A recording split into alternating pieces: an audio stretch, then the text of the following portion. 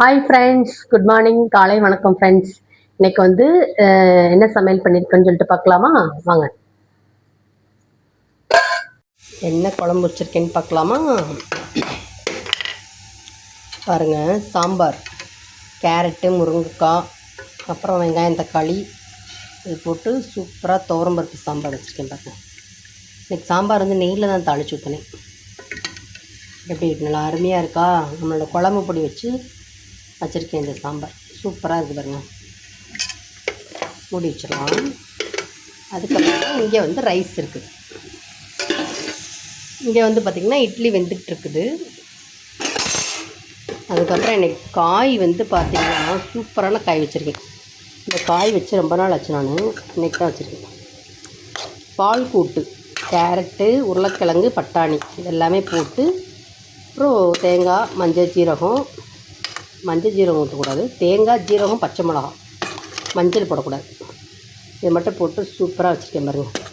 இந்த இதுக்கு சாம்பாருக்கு தொட்டுக்கிறதுக்கு சூப்பராக இருக்கும். நம்ம கல்யாண வீடுங்கள்லாம் வைப்பாங்க பார்த்திங்களா, அந்த மாதிரி வச்சுருக்கேன். ஆனால் அது வந்து இன்னும் கொஞ்சம் கிரேவியாக இருக்கும்.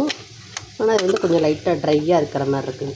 காலையில் அவசரத்தில் சமைக்கிறதுனால அந்த மாதிரி ஆயிடுச்சு. டேஸ்ட்டு பார்த்திங்கன்னா சூப்பராக இருக்குது.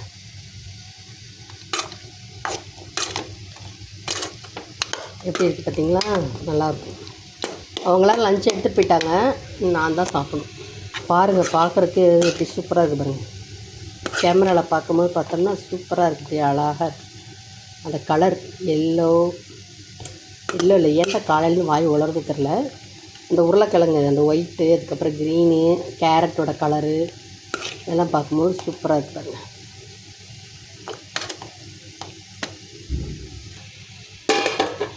இதுதாங்க இன்றைக்கி நான் பண்ணியிருக்க சமையல். அதுக்கப்புறம் பாருங்கள், நேற்று வந்து கோயிலில் கூழ் கொடுத்தாங்கன்னு சொல்லி சொன்னேன் பார்த்தீங்களா, அந்த கூழ் தான் அது. இருங்க, கரண்டி எடுத்து வரேன்.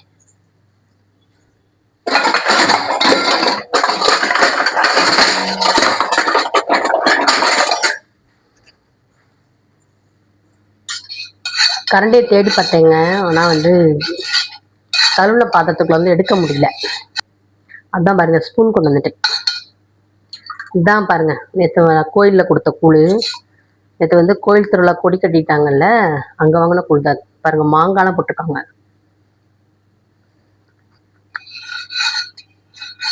சூப்பராக இருக்கு, செம்ம டேஸ்டாக இருக்கும். கொத்தமல்லி இல்லை, கருவேப்பிலை, பச்சை மிளகா எல்லாமே போட்டு செஞ்சுருக்காங்க. அப்புறம் வந்து சாதம் வேற கொஞ்சம் வடித்து போட்டிருக்காங்க. அதனால நல்லாயிருக்கு.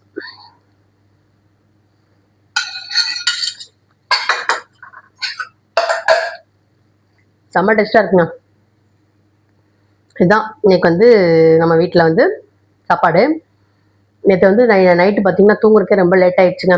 திருவிழா கொடி கட்டினாங்களா, வீடு வாசலாம் தொடச்சி விட்டு அந்த வேலையெல்லாம் பார்த்துட்டு இருந்தேன். ஆனால் நைட்டு தூங்குறதுக்கு ரொம்ப லேட் ஆகிடுச்சு. அதுக்கப்புறம் இன்னைக்கு காலைல தூங்கி இருந்துச்சு பார்த்திங்கன்னா 6:30 தான் தூங்கி இருந்துச்சு. 6:30 தூங்கி இருந்துச்சு.